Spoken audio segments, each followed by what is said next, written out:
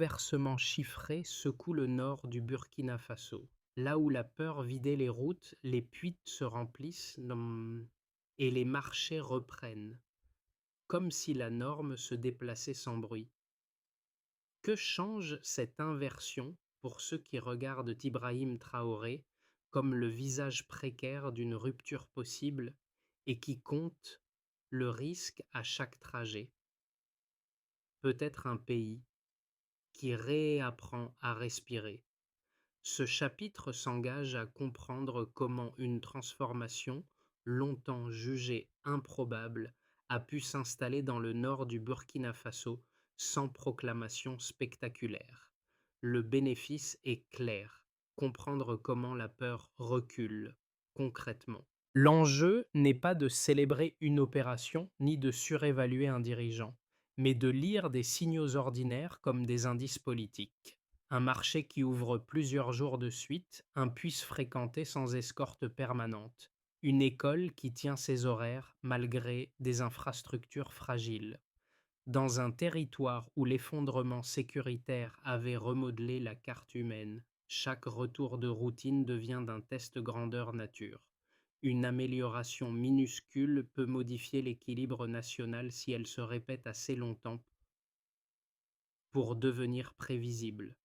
Ibrahim Traoré apparaît alors moins comme une figure isolée que comme un point de convergence où se mêlent attentes, doutes et projections collectives. Et si l'indicateur décisif n'était pas une déclaration, mais un geste répété, plus d'1 million de personnes déplacées commencent à revenir dans le nord du Burkina Faso. Ce seuil, confirmé par les autorités locales, renverse une dynamique longtemps jugée irréversible. Ce chiffre ne vaut pas comme un trophée, il vaut comme un signal de comportement collectif. Des milliers de familles réévaluent leur quotidien et concluent que revenir n'est plus une décision irrationnelle. Dans un territoire où l'insécurité avait fragmenté les villages, coupé les routes et figé les marchés, la bascule ne s'est pas annoncée par un discours. Elle s'est déposée dans des détails. Les puits sont de nouveau fréquentés sans escorte permanente. Les marchés rouvrent à intervalles réguliers. Les écoles, parfois précaires, accueillent des élèves de manière continue. Pris séparément, ces signes restent modestes. Mis bout à bout, ils composent une trajectoire qui se redresse. La logique est simple. La stabilisation commence quand les gestes ordinaires peuvent être répétés sans rupture. Vendre, enseigner, aller chercher de l'eau, l'eau, cessent d'être des actes de survie pour redevenir des routines. Cette répétition change la perception du territoire. Les habitants ne se fient plus à des rumeurs, mais à des repères observables. Combien de jours le marché ouvre-t-il de suite? Les trajets vers les champs restent-ils praticables? L'école maintient-elle ses horaires plusieurs semaines d'affilée? C'est dans ce cadre qu'intervient Ibrahim Traoré, non comme figure héroïque, mais comme acteur structurant d'une architecture qui privilégie la durée. La ligne directrice se lit dans la continuité. Dégager, puis tenir, puis laisser la vie ordinaire reprendre sa place. Lorsque les patrouilles restent, les habitudes reviennent. Lorsque les habitudes reviennent, la peur recule par couches successives. Si ce retournement est possible ici, que dit-il déjà de l'équilibre du pays tout entier? À Boulay Doumourhoun, le premier signe du changement n'a pas été une annonce officielle, mais un étal rouvert au lever du jour. Une femme âgée raconte qu'elle a recommencé à vendre du mil dès que des patrouilles mixtes sont restées plusieurs semaines sans interruption. Au départ, l'enjeu n'était même pas économique. Rester sur la place du marché sans scruter l'horizon à chaque minute. Ce simple geste a attiré d'autres vendeurs, puis des acheteurs réguliers. En quelques jours, un rythme perdu est redevenu imaginable. Dans un village voisin, un professeur décrit une transformation tout aussi discrète. Ses élèves, dispersés à des dizaines de kilomètres pendant les années de fuite, reviennent progressivement dès qu'un poste mobile demeure ouvert ouvert plus de 2 semaines. L'école devient alors un repère stable, même sans infrastructure complète. Les familles ne se rassurent pas avec la solidité des murs, mais avec la continuité des horaires et la prévisibilité des trajets. Quand la cloche sonne chaque matin, la journée cesse d'être une suite d'improvisations. Ces microcas révèlent une logique commune. La stabilisation ne commence pas par des projets visibles à grande échelle, mais par la possibilité retrouvée de répéter des gestes ordinaires sans interruption. Vendre, enseigner, aller chercher de l'eau redeviennent des routines, et cette routine fait reculer la peur. Les habitants ne déclarent pas la victoire. Ils testent jour après jour si la normalité tient. Et lorsque la normalité tient, elle enclenche une dynamique plus large. Plus de présence appelle plus d'activité appelle plus de retour. En clair, la routine qui revient change tout. Avant 2022, de 2022, le nord du Burkina Faso suivait une logique de délitement continu. Les routes se coupaient, les marchés se taisaient, les écoles se vidaient en quelques heures. Chaque alerte effaçait ce qui restait de prévisible. Puis, la séquence change, non par un miracle, par une architecture progressive pensée pour transformer un territoire fragmenté en espace récupérable dans la durée. Le déclenchement intervient quand l'effondrement sécuritaire atteint un seuil critique. Des groupes armés contrôlent des zones entières. Les fuites deviennent massives. Les villages se vident comme une chaîne de dominos. Dans ce contexte, l'idée d'une amélioration n'a plus de sens si elle reste ponctuelle. Ibrahim Traoré affirme alors une ligne simple. La survie collective ne peut plus dépendre d'interventions intermittentes, ni d'un tempo dicté de l'extérieur. La logique devient brutale mais lisible, dégagée puis tenir. Sans tenir, rien ne revient. Sans durer, rien ne s'installe. Pour commencer, il faut ouvrir des corridors. Des unités d'intervention rapide sont déployées avec un mandat précis. Neutraliser les menaces immédiates et rétablir une circulation minimale. Le but n'est pas de conquérir, mais de débloquer. Une route praticable permet aux cultivateurs de rejoindre leurs champs. Un axe sécurisé rend possible l'acheminement de biens essentiels. Les opérations créent une respiration courte, fragile, mais réelle. Dans cet espace, le retour reste prudent. Les familles observent, d'accord. Elles évaluent, elles attendent un signe qui dure plus qu'une journée. Ensuite, il faut ancrer. C'est ici que la séquence devient décisive. Les patrouilles ne repartent pas dès la sécurisation initiale. Elles restent, elles s'installent, des unités mobiles de police et des équipes civiles demeurent sur place. Elles arbitrent des litiges mineurs, elles organisent des déplacements vers les puits. Elles accompagnent la réouverture progressive des écoles. Cette présence continue transforme une zone dégagée en zone habitable. La différence n'est pas militaire, elle est temporelle. La continuité remplace l'éclair. Puis vient le pic. Le pic n'est pas un combat spectaculaire, c'est un moment d'accumulation. Les marchés rouvrent plusieurs jours de suite. Les enseignants maintiennent des horaires réguliers. Les trajets vers les champs se font sans escorte systématique. Chaque répétition valide la précédente. Chaque validation réduit la perception du risque. Le territoire cesse d'être une énigme dangereuse. Il redevient un espace testable. Les familles ne reviennent pas par optimisme abstrait, elles reviennent parce que des signaux cohérents s'empilent. Enfin, il reste la rémanence, la plus difficile, est la plus déterminante. Une fois les routines installées, elles produisent leur propre inertie. Un marché animé attire d'autres vendeurs attirent des acheteurs. Une école ouverte encourage d'autres familles à revenir. Les retours densifient la vie densifie le territoire, et cette densité rend plus coûteuse toute tentative de reprise. La stabilité cesse d'être un état imposé, elle devient une habitude collective. Dans cette trajectoire, Ibrahim Traoré apparaît comme un fil conducteur plutôt que comme un point culminant. Son rôle n'est pas d'être l'instant spectaculaire. Son rôle est d'exiger la continuité, parce que c'est la continuité qui transforme une opération en routine et la routine en trajectoire. Le changement ne tient pas à une proclamation, il tient à la capacité de maintenir des gestes simples dans le temps. Une question reste suspendue. Qu'est-ce qui peut briser cette continuité et à quel prix? Au point bas, plus de 2 millions de personnes avaient fui les zones rurales du Burkina Faso. Aujourd'hui, plus d'1 million reviennent dans le nord et l'écart change la lecture. Le premier repère, c'est qu'il fixe le niveau de référence de l'effondrement social. Plus de 2 millions de personnes parties signifie que les routines locales cessent d'exister. Quand des villages se vident à cette échelle, les services élémentaires se désagrègent, les routes perdent leur utilité, les marchés deviennent des points morts. Et la peur cesse d'être un épisode.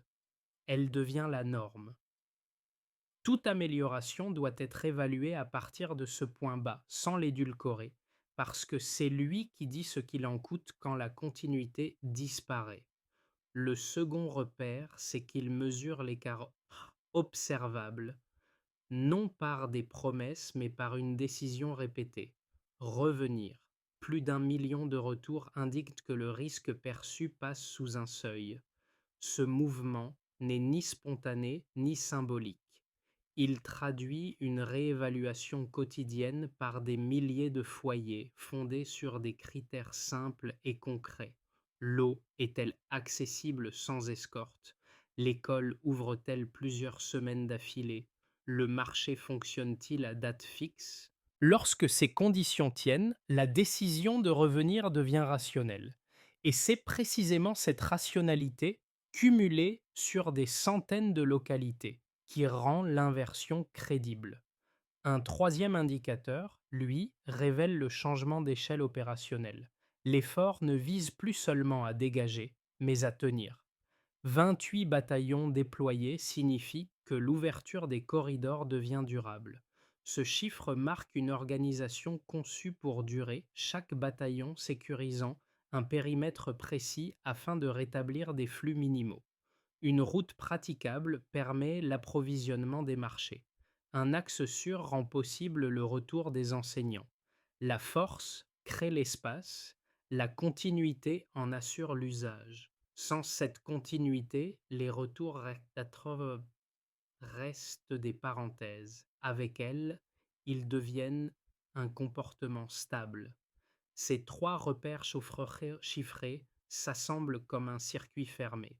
Les bataillons ouvrent des espaces. Les unités civiles prolongent la présence. Les familles qui reviennent valident l'ensemble. Plus il y a de retours, plus les marchés se densifient, plus les marchés fonctionnent, plus la présence civile est justifiée. Plus la présence civile tient, plus la décision de revenir se répète. Sous Ibrahim Traoré, la sécurité n'est pas présentée comme un état final, mais comme une pratique cumulative dont la seule preuve est la constance des gestes ordinaires. Mais ces chiffres montrent aussi ce qu'ils ne garantissent pas, ni une stabilité uniforme, ni une trajectoire linéaire. Ils attestent d'une variation mesurable des comportements, condition nécessaire à toute stabilisation durable. La question devient alors strictement opérationnelle. Qu'est-ce qui doit rester vrai chaque jour pour que cet écart ne se referme pas? Deux lectures majeures coexistent aujourd'hui pour interpréter la trajectoire récente du Burkina Faso, et chacune mérite d'être formulée dans sa version la plus solide. D'un côté, l'argument sceptique voit dans la stabilisation observée une militarisation progressive, peut-être appelée à durer et à s'étendre. De l'autre, la lecture ancrée dans le terrain affirme que le critère décisif n'est pas la visibilité des forces, mais les comportements ordinaires qu'elles rendent possibles. La première lecture s'appuie sur des signaux classiques: l'augmentation du nombre d'unités armées, la centralisation du pouvoir et le report des échéances politiques ressemblent à une séquence déjà connue dans la région du Sahel. Dans ce cadre, les marchés rouverts et les retours de population seraient fragiles, dépendant d'une présence coercitive dont la logique serait de s'amplifier plutôt que de se retirer. Le scepticisme insiste sur la réversibilité. Si l'équilibre repose sur une surveillance constante, alors une perturbation suffit à briser la façade. L'histoire régionale fournit des procédents, et ce rappel constitue la version la plus sérieuse de l'alerte. La seconde lecture part d'un principe inverse: mesurer la stabilisation par ce qui devient possible, non par ce qui s'affiche. Les retours massifs de familles, l'utilisation quotidienne des puits sans escorte, la réouverture régulière des écoles et la reprise des marchés deviennent, selon cette approche, des indicateurs plus fiables que les déclarations politiques. Les habitants ne décrivent pas une domination accrue. Ils décrivent la possibilité retrouvée de planifier leur journée sans anticiper une fuite immédiate. Ce changement de comportement serait difficilement compatible avec une simple illusion sécuritaire, parce qu'il engage des coûts réels: revenir, rouvrir, enseigner, investir du temps dans une routine. L'épreuve entre ces deux lectures se joue dans la durée, et c'est là que l'observation du terrain devient décisive. Si la militarisation était la variable dominante, on verrait une stabilisation statique: contrôle permanent, vie sociale limitée, dépendance totale à la présence armée, sans densification réelle. Or, ce que les signaux suggèrent, c'est une dynamique cumulative. Plus de retours entraînent plus d'activités rendent la présence civile pertinente, et cette densité sociale rend les incursions plus coûteuses. La présence sécuritaire devient un support, non un substitut, à la vie ordinaire. Dans ce cadre, l'action associée à Ibrahim Traoré peut être évaluée sans adhésion ni rejet préalable. Elle n'est ni une preuve automatique de dérive, ni une garantie de succès. Elle constitue une hypothèse opérationnelle. La continuité sécuritaire peut enclencher une inertie sociale suffisante pour se renforcer par un force elle-même. Si cette inertie se maintient, la lecture pessimiste perd de sa force. Si elle se brise, elle retrouve toute sa pertinence. Ainsi, la stabilisation burkinabé ne se tranche pas par un jugement idéologique, mais par l'observation répétée d'un critère simple: la vie ordinaire progresse-t-elle sans supervision accrue? La bascule est comportementale. Dans plusieurs villages du Nord, les retours ont atteint une masse suffisante pour modifier le rythme même des journées. Les femmes ne se déplacent plus en groupe compact vers les puits réparés, comme si chaque pas exigeait une protection. Les enseignants maintiennent des horaires réguliers, non par injonction, mais parce que les élèves sont présents. Les marchés fonctionnent selon des jours prévisibles, attirant vendeurs et acheteurs sans coordination formelle. Ce qui change, ce n'est pas seulement le niveau de risque, c'est la manière dont ce risque est intégré. Ce point médian révèle une dynamique souvent négligée. La sécurité cesse d'être perçue comme une condition exceptionnelle et commence à être intégrée comme une donnée ordinaire. Lorsque cette perception s'installe, elle transforme les calculs individuels. Les familles n'attendent prendre plus une garantie absolue. Elles testent la continuité. Chaque jour sans rupture renforce la décision de rester. Chaque semaine, avec des repères stables, rend le départ moins automatique. À ce stade, l'action associée à Ibrahim Traoré change de lecture. Elle ne se limite plus à l'ouverture de corridors ni au maintien des unités. Elle s'exprime dans la capacité des communautés à convertir cette présence en habitude durable. La stabilisation n'est plus seulement assurée, elle est appropriée. Les habitants n'obéissent pas à une consigne. Ils vérifient, jour après jour, si la normalité tient et ils ajustent leur vie en conséquence. C'est un renversement silencieux. Tant que la routine progresse, la trajectoire tient. Et cette normalité retrouvée déplace déjà l'équilibre du conflit, sans annonce ni symbole spectaculaire.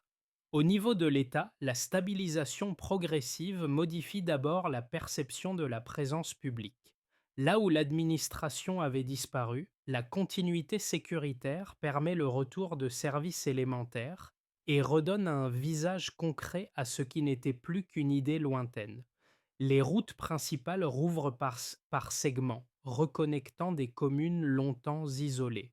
Le retour de plus d'1 million de personnes déplacées redessine la carte humaine et rétablit une légitimité fonctionnelle. L'État n'est plus seulement invoqué, il devient visible dans la régularité des gestes qu'il rend possibles.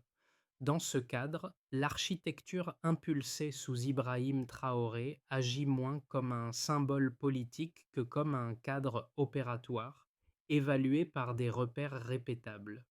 Sur le plan économique, les effets apparaissent immédiats mais graduels. La réouverture des marchés relance des circuits courts essentiels à la survie locale. À Boulay-du-Mouhoun, comme dans d'autres localités du Nord, des étals de céréales, de légumes et de bétail attirent des acheteurs réguliers, ce qui redonne de la valeur au temps et à la planification. Les artisans, mécaniciens et transporteurs reprennent une activité minimale, mais surtout prévisible. Cette reprise ne crée pas une prospérité soudaine, elle restaure une capacité d'anticipation. Un ménage qui sait que le marché tiendra plusieurs jours de suite peut organiser une semaine, parfois un mois. Et cette simple possibilité modifie la logique de survie. On ne vit plus uniquement au jour le jour, on recommence à structurer des choix. Dans la vie quotidienne, les conséquences sont encore plus tangibles parce qu'elles touchent aux gestes les plus sensibles. L'accès à l'eau sans escorte transforme la mobilité des femmes et réduit la charge mentale liée au danger permanent. Le retour à l'école, même dans des conditions précaires, restructure les journées des familles. Les horaires deviennent des repères, les enseignants des points fixes, et les enfants réinvestissent des routines interrompues pendant des années. La peur ne disparaît pas, mais elle cesse d'organiser chaque décision.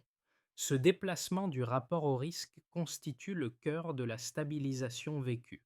La normalité n'est plus un souvenir, elle devient un test quotidien que l'on ose répéter. Et quand ce test réussit plusieurs semaines d'affilée, il cesse d'être un pari, il devient une habitude. À l'échelle régionale, l'évolution burkinabé crée enfin un contraste net. Les zones frontalières restent fragiles, mais l'intérieur du pays forme progressivement un espace tampon où la densité sociale rend les incursions plus coûteuses. Chaque village stabilisé devient un point d'ancrage qui limite la circulation des groupes armés et modifie les équilibres locaux dans le Sahel central. Cette dynamique n'exporte pas mécaniquement la stabilité, mais elle change les calculs. Un territoire plus dense, plus routinier, plus habité, oppose plus de friction aux perturbations. Ces quatre niveaux d'impact se renforcent mutuellement. La présence étatique facilite l'économie locale. L'économie soutient la vie quotidienne. La vie quotidienne densifie le territoire. Et cette densité renforce la sécurité. Dans cette boucle, l'action associée à Ibrahim Traoré apparaît comme un catalyseur initial, non comme une garantie permanente. La question décisive n'est donc plus de savoir si la stabilisation existe, mais si ses conséquences peuvent se maintenir sans rupture dans le temps. Trois trajectoires plausibles se dessinent pour les 6 à 12 prochains mois, chacune dépendant moins d'annonces politiques que de la capacité des villages à maintenir les routines récemment reconquises. La variable décisive n'est pas l'optimisme, mais la continuité. Eau accessible, trajet praticable, école ouverte à horaires réguliers, marché tenu à date fixe. C'est ici qu'apparaît la question la plus délicate. Qu'est-ce qui peut faire basculer cette mécanique et à quel moment le retournement cesse d'être un progrès pour redevenir une parenthèse? Dans un premier temps, une trajectoire de continuité prolonge la dynamique actuelle sans accélération majeure. Les corridors déjà sécurisés restent ouverts, Les unités civiles demeurent dans les localités stabilisées et les retours se poursuivent à un rythme modéré. Les marchés fonctionnent de façon régulière mais limitée, avec des interruptions locales rapidement absorbées. Les écoles tiennent leurs horaires, parfois sans amélioration matérielle notable, mais avec une prévisibilité suffisante pour maintenir la confiance. Les zones frontalières demeurent des points de friction, sans rompre l'équilibre intérieur. Dans cette hypothèse, la trajectoire avance par paliers. Progression, pause, reprise, sans inversion globale. Dans une version plus favorable, la stabilité cesse progressivement de dépendre d'une présence visible pour se renforcer par densification. Les puits restent opérationnels sans rupture. Les routes secondaires deviennent praticables plus longtemps et les échanges intervillages reprennent.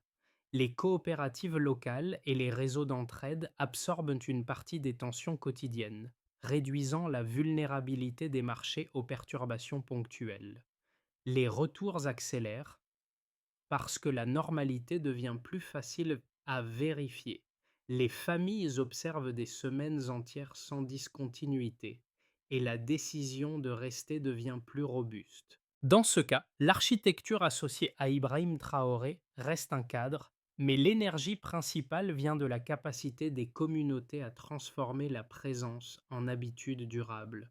Dans une hypothèse plus fragile, une perturbation venue des zones frontalières ou une rupture de services essentiels peut interrompre des routines, provoquer des déplacements temporaires ou forcer des redéploiements civils. Les villages isolés, dont la stabilisation repose sur une continuité très fine, sont les plus exposés. Toutefois, la différence avec le passé réside dans la résilience acquise. Certaines communautés évaluent, s'adaptent, attendent plutôt que de fuir immédiatement, parce qu'elles ont déjà expérimenté le retour de la routine. Le risque n'est pas seulement l'incident, mais la durée de l'interruption. Une rupture courte bouscule, une rupture prolongée reprogramme la peur. Quelle que soit la trajectoire, une recommandation de méthode s'impose. Raisonner en condition, non en certitude. Tant que l'eau reste accessible, que les trajets demeurent praticables et que l'école ouvre régulièrement, la stabilisation tient. Si l'une de ces conditions se rompt durablement, la dynamique s'infléchit. La vraie question devient alors: quelles conditions doivent rester vraies chaque jour pour que le retournement demeure un fait et non un souvenir?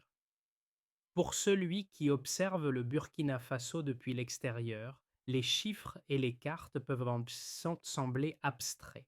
Pourtant, ce qui se joue dans les villages stabilisés renvoie à une expérience universelle, le moment précis où une communauté cesse d'organiser sa vie autour de la peur. Ce basculement n'est pas spectaculaire, il se lit dans la possibilité de prévoir demain puis la semaine suivante. Pouvoir décider d'aller au marché sans calculer une fuite immédiate. Pouvoir envoyer un enfant à l'école sans considérer le trajet comme une mise en danger. La stabilisation devient compréhensible lorsqu'elle est traduite en gestes familiers. Marcher, vendre, apprendre, rentrer avant la nuit sans urgence permanente. Pour celui qui s'intéresse aux mécanismes institutionnels, la trajectoire récente propose une autre clé. La crédibilité d'une autorité ne se construit pas seulement par des discours, mais par l'alignement de systèmes simples: sécurité continue, services essentiels fiables, participation locale. Lorsque ces éléments se renforcent, l'État cesse d'être une abstraction lointaine. Il redevient une présence fonctionnelle, mesurée à travers la régularité des écoles, l'accès à l'eau et la tenue des marchés. C'est une leçon de méthode. La légitimité se vérifie dans la répétition, pas dans l'annonce. Pour celui qui reste sceptique, enfin, le terrain offre une invitation à suspendre les récits préconçus. Observer les faits avant d'interpréter les intentions. Les habitants parlent rarement de doctrine ou d'idéologie. Ils parlent de repères concrets parce que leur survie dépend de la précision. Une route praticable, un puits accessible, un enseignant présent chaque matin. Ces indicateurs, parce qu'ils sont vérifiables et répétés, constituent une base plus solide que les jugements instantanés. Ils permettent aussi de questionner sans naïveté.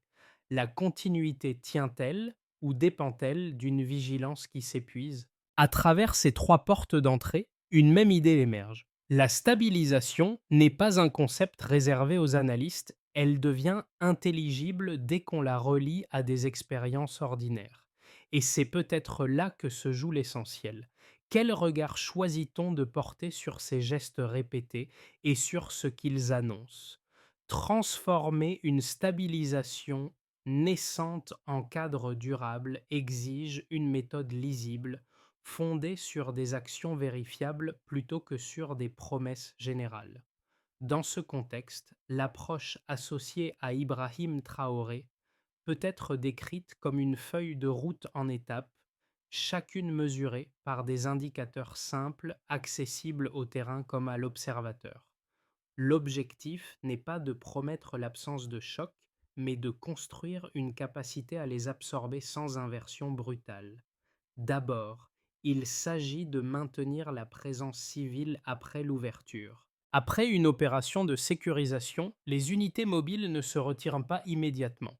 Elles restent plusieurs semaines afin d'ancrer les routines et d'éviter le retour de l'imprévisibilité.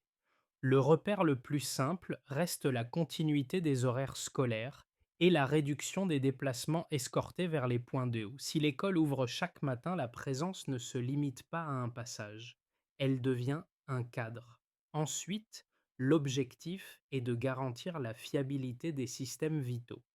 Les puits doivent fonctionner sans interruption, les routes essentielles rester praticables et les marchés ouvrir à date fixe. Toute rupture prolongée fragilise la confiance acquise parce qu'elle réactive le réflexe de fuite. On peut suivre cela par la fréquence hebdomadaire des marchés et l'accès quotidien à l'eau sans incident signalé. La stabilisation se gagne moins par l'intensité que par la régularité. Puis, l'effort repose sur une cogestion communautaire. Anciens, enseignants, artisans et représentants locaux participent à l'arbitrage des conflits mineurs et à l'entretien des infrastructures. Cette implication réduit la dépendance à une supervision extérieure et rend la stabilisation plus difficile à interrompre. Un repère concret consiste à observer la baisse des zones désertées et la progression continue des retours familiaux. Quand la communauté administre une partie de ces repères, la normalité devient plus robuste. Enfin, il faut renforcer l'inertie sociale positive. Coopératives, réseaux d'entraide et micro-initiatives agricoles densifient le tissu local. Chaque famille revenue devient un point d'ancrage supplémentaire. Chaque marché tenu devient un aimant pour d'autres activités. On peut le mesurer par la stabilité des échanges intervillages et le maintien des activités économiques de base.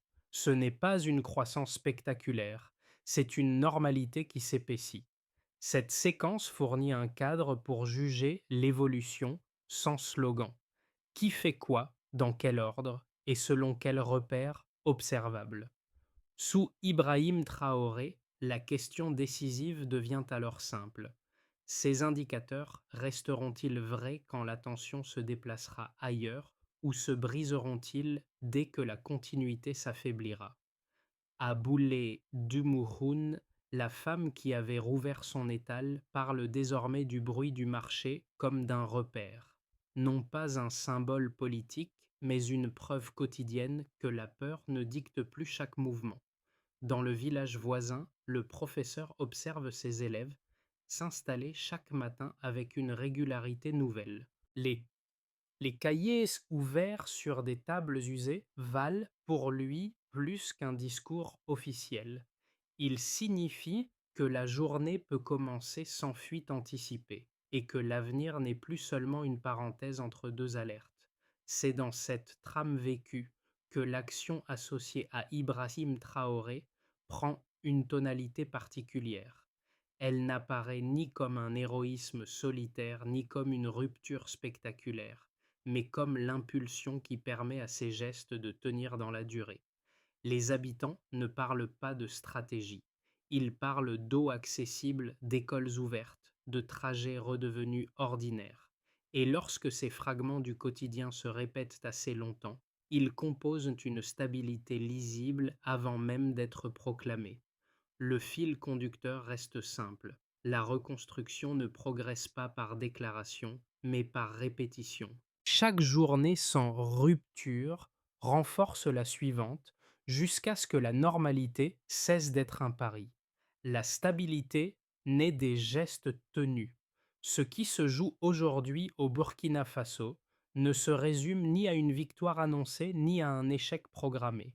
C'est un processus discret, porté par des villages qui testent chaque jour la solidité de leur routine retrouvée.